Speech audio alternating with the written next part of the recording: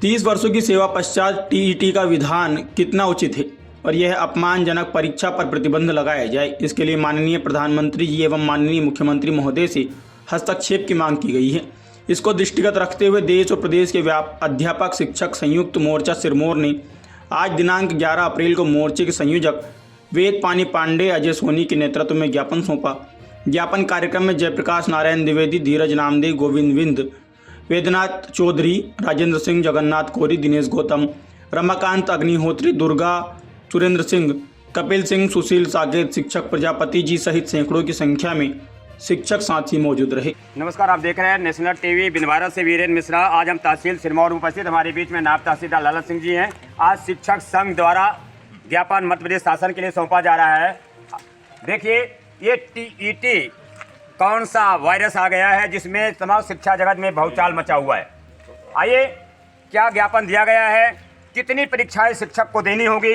एक समय तो चल रहा था कि बीएड के बाद डीएड के बाद पात्रता परीक्षा, अभी एक अग्नि परीक्षा के लिए टीईटी आई है जो कि शिक्षा जगत में भूचाल मचाई। आज ज्ञापन दिए। आइए सर से बात करते हैं, किस संबंध में बात है। तहसीलदार नायब साहब, सर आज शिक्षा जगत यहाँ पर उपस्थित है, संगठन ने किस माध्यम के लिए आपको ज्ञापन सौंपा गया है?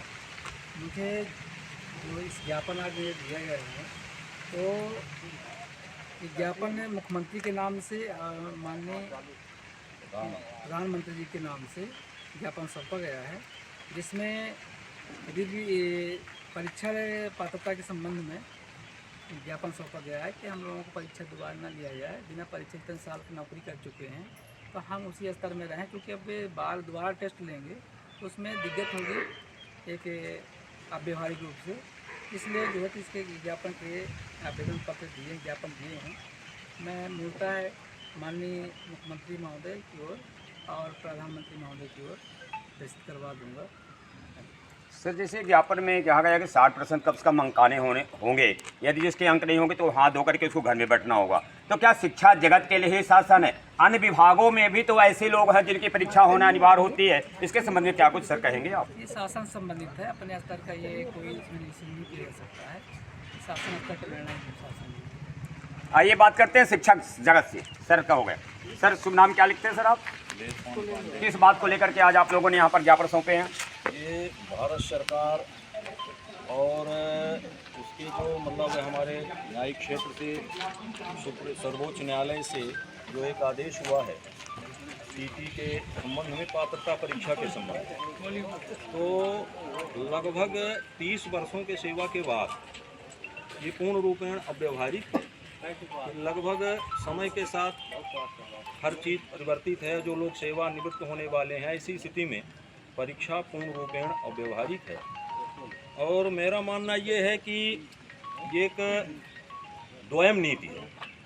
हम तो इसको जोरदारी के साथ ये कह सकते हैं कि अगर भारत में जितने कर्मचारी हैं हमारे हर विभाग के, अगर ये ओपीएस न मांगते, पुरानी पेंशन न मांगते, तो शायद ये व्यवस्था न लागू की जाती। दूसरी बात, इसमें मैं माननीय प्रधानमंत्री महोदय से और मध्य प्रदेश के हमारे मुखिया सम्माननीय मोहन यादव जी से मेरा आग्रह है कि इस विसंगत नीति को समाप्त करें।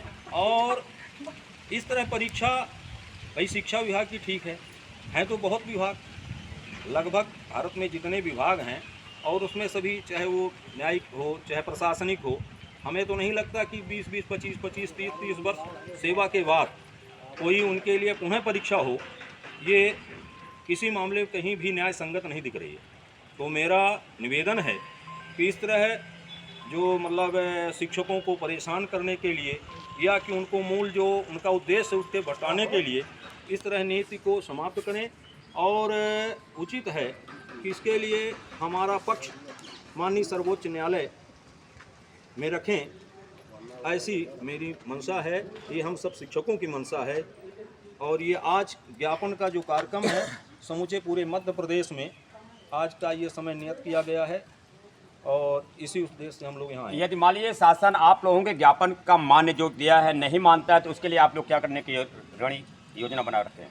इसके लिए तो हम लोग जो है पहले तो माननीय मुख्यमंत्री महोदय, प्रधानमंत्री महोदय के पास हैं, और साथ साथ माननीय सर्वोच्च न्यायालय में भी हमारे कई जितने भी संगठन के साथी हैं और कई संगठन जो है अपना वाद वहाँ रख रहे हैं माननीय सर्वोच्च न्यायालय के समक्ष। क्या शिक्षा जगत ही एक ऐसा है जो कि कई परीक्षाएं देना पड़ा, क्या कुछ कहना है? हाँ, सबसे ज़्यादा परीक्षा शिक्षा विभाग के ही पीछे पड़ी सरकार, और जो कि वह पूर्णतः व्यवहारिक है। आज शिक्षक 25 से 30 वर्ष की सेवा कर चुका है, सेवा के बाद भी उसकी परीक्षा लेना बिल्कुल न्यायोचित नहीं है। अतः शिक्षक की परीक्षा के लिए सरकार सुप्रीम कोर्ट में अपना रिव्यू पिटीशन दायर करे, यही हम सबकी मांग है। ये टीटी कौन सा ऐसा वायरस आ गया जिसमें शिक्षक जगत में भूचाल मच गया, क्या कुछ कहेंगे आप? उसके लिए सरकार जबरदस्ती की योजना बना रही है, कहीं टीईटी आएगा, कभी इसके बाद टीईटी भी क्वालिफाइड हो जाएंगे हमारे शिक्षक, तो पता नहीं इसके बाद और कोई दूसरी परीक्षा लेके आएंगे।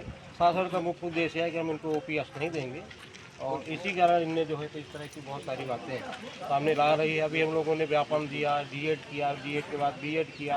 हमारे बहुत सारे साथी बीएड किए हुए थे, पहले बीएड की पात्रता थी, अब बीएड को बोले अब बीएड अमान्य है, वो उच्च शिक्षा के लिए है, आपको डीएड भी करना है।